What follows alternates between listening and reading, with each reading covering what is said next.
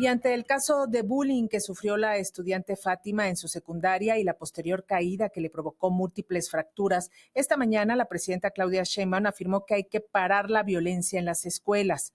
En su conferencia, la mandataria federal dijo que un objetivo de su gobierno es evitar el acoso escolar de cualquier tipo y la violencia que se pueda generar, ya sea verbal, física o de cualquier tipo frente a un estudiante, sea hombre o mujer, que sea distinto, que sea diferente. Entonces, sí hay que parar cualquier tipo de violencia y apoyar a las personas y a las familias que por alguna razón están viviendo una situación así, comentó la presidenta Claudia Sheinbaum. Cabe recordar que el 4 de febrero Fátima sufrió un percance en la escuela que le provocó múltiples fracturas en la pelvis y la cintura, a la que se desconoce si la adolescente fue lanzada, como se ha manejado en redes sociales, al vincular la agresión que sufrió a su gusto musical por el K-pop. Para conversar sobre esta situación, hacemos contacto vía plataforma digital con la doctora Diana Pox. Ella es antropóloga y psicóloga, cofundadora del Círculo Mexicano de Estudios Coreanos e integrante de la Red Académica en Migración y Educación. Buenas tardes, Diana, bienvenida. Tu micrófono. Hola, buenas tardes. Muchas gracias por la invitación. No, pues gracias a ti por atender el llamado de Radio Educación. Al relacionarse este caso con el gusto musical del K-pop, llamó la atención que la Embajada de Corea del Sur en nuestro país rápidamente emitió un comunicado destacando las virtudes de este género musical. ¿Cómo explicar entonces que sí exista una estigmatización por la cultura fan, porque la gente le gusta el K-pop? Creo que aquí hay dos cuestiones. Una que es justo esta respuesta rápida de la embajada coreana y del centro cultural, y que tienen que ver con el gran trabajo mediático y de resguardo hace el gobierno surcoreano sobre los contenidos pop, ¿no?, que se exportan a todo el mundo. Y que eso se relaciona justo con el gran alcance que ha tenido el K-pop a lo largo de estos últimos 10 años. Y además, ha venido representando un cambio en la forma en la que son percibidas las fans. Hasta por ahí de los 90s, ser fan de algo asiático era denominado en el uso común como otaku, ¿no? Y esto implicaba un grado de discriminación hacia quien se manifestara como tal, ¿no? Como otaku o como fan, sobre todo de la cultura japonesa, que es la que empieza a ser la punta de lanza en América Latina, pero en especial en México. Sí, y el asunto aquí con el K-pop, que además también lo destacó la embajada y que yo también lo he vivido porque he ido caminando por las calles del centro de la Ciudad de México y se ven a muchos grupos de jóvenes bailando el K-pop, organizados, conviviendo, teniendo una sana socialización, quemando calorías. O sea, es todo un ambiente ahí del K-pop que uno lo ve de manera positiva, pero ¿por qué a la gente le puede llegar a molestar? Aquí hay dos claves para esto. Primero, el declararse fan de algo ya de por sí implica cierta estigmatización, el que se le relacione con imaginarios que no corresponden a la realidad, ¿no? Para empezar, una personalidad exacerbada en cuanto a emociones, que no es capaz de dominarse a sí misma, o quizá incluso se le asocia con unas conductas infantiles, con falta de productividad, ¿no? O sea, en lugar de estar trabajando, de estar estudiando, estás bailando, ese tipo de cosas. Y por otra parte, tiene que ver con otra estigmatización que se asocia con la estigmatización de la cultura asiática, especialmente de Asia Oriental, ¿no? Que históricamente en México sobre todo se ha venido asociando con lo chino.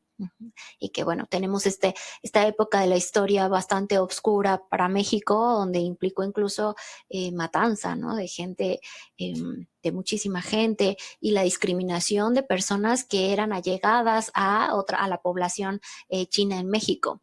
Tristemente, hasta hace poco, justo esta distinción entre lo asiático, la diversidad que implica lo asiático no era visible. Es hasta la llegada justo del K-pop y del trabajo diplomático de la embajada surcoreana que empezamos a ver esto de que ya no todos sean chinos, ¿no?, sino que empiece a cobrar cierta popularidad el ser coreano, ¿no? El problema es que estos estigmas estos imaginarios siguen pesando sobre aquellas personas, tanto de la población asiática como aquellos que se declaren con alguna afinidad hacia esta cultura. Pero ¿a qué podemos decir que se deba esta discriminación hacia la cultura asiática, sobre todo ahora que está, bueno, los doramas coreanos, todo este asunto con las telenovelas coreanas, las series coreanas, que están teniendo gran éxito en la industria cultural a nivel mundial, hablando aparte de la música, que también pues tienen grupos colocados en los ratings hasta el frente de las listas de popularidad de cantantes en todo el mundo. Pero ¿por qué se sigue percibiendo algo negativo hacia la cultura asiática, en específico hacia los coreanos? Hay un dejo, es este dejo histórico del racismo, para empezar, que está ahí, todavía está ahí, esta expresión que se usa justo en contra de las fans de cultura coreana, del Hallyu, que es, te gustan los chinos, ¿no? Y esto tiene implicaciones raciales históricas, en el caso mexicano en particular, ¿no? Que de una campaña incluso política que se hizo durante el porfiriato en contra de lo chino, que terminó siendo un sinónimo de lo asiático en el imaginario colectivo. Y por otra parte, uno pensaría que justo debido a la gran popularidad de los productos, de las producciones surcoreanas, podríamos decir que ya casi no hay este tipo de bullying, ¿no? O de acoso ante el gusto o la preferencia, ¿no? Ya es algo que casi que se normaliza porque está en todas las plataformas. Sin embargo, sigue existiendo estos rasgos asociados como con la suavidad, con lo feminizado, con lo andrógino, con lo infantil de las producciones, especialmente de K-pop, especialmente viniendo desde el desconocimiento de otros grupos durante la adolescencia. Esto es mucho más marcado, ¿no? Mucho más exacerbado, justo porque es el momento en el que se dan estas búsquedas de pertenencia. Que justo van a marcar un separatismo entre quienes gustan de la música K-pop y quienes pues, prefieren de otro tipo de música como puede ser el reggaetón, los corridos tumbados.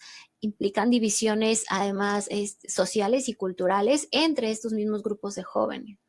Y finalmente, Diana, y agradeciendo muchísimo tu tiempo para las audiencias de Radio Educación, desde tu punto de vista, ¿cuál es la marca o huella que está dejando el K-pop en las juventudes mexicanas?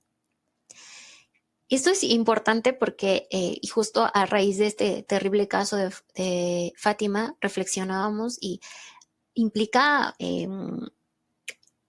cambios en los proyectos de vida de la juventud mexicana. Y cuando hablamos de proyectos de vida y pensando justo en desestigmatizar esta idea del fan, que usualmente encontramos como es mi vida, ¿no? En los jóvenes, no es un gusto pasajero, sino que marca los proyectos de vida y los proyectos profesionales, incluso de los y las jóvenes que gustan del K-pop. Pasa a ser parte de sus actividades profesionales cuando se forman en diferentes ámbitos, incluso en las tecnologías. Y mucho del trabajo que se hace hoy en día en estudios coreanos proviene de personas que en un principio se declaran fans. O sea, que su primer acercamiento con la cultura coreana es desde estos productos pop, ¿no? Entonces, habría que ver también cómo está transformando su apropiación urbana, cómo justo salen a las calles a tomar espacios públicos como parques o como espacios abiertos fuera de del metrobús o del metro para bailar, para hacer estas coreografías. Hay una incorporación de la cultura coreana a las actividades que incluyen la apropiación espacial, urbana, el sentido de pertenencia con otros grupos juveniles y la diferenciación en cuanto a aprendizaje, ¿no? Y a los proyectos de vida, aprendizaje de otro idioma, el plan para salir del país, proyectos profesionales, dejan esa impronta a los productos populares de la cultura surcoreana. Pues te agradecemos muchísimo, doctora Diana Pox, antropóloga y psicóloga cofundadora del Círculo Mexicano de Estudios Coreanos e integrante de la Red Académica en Migración y Educación, por estos minutos para las audiencias de Radio Educación, por abrirnos los ojos para conocer un poquito más de la cultura coreana y pues sobre todo acabar con esta discriminación y estigmatización hacia cualquier gusto musical. Muchas gracias. Que tengan bonita tarde. Gracias a ti. Hasta luego, Diana.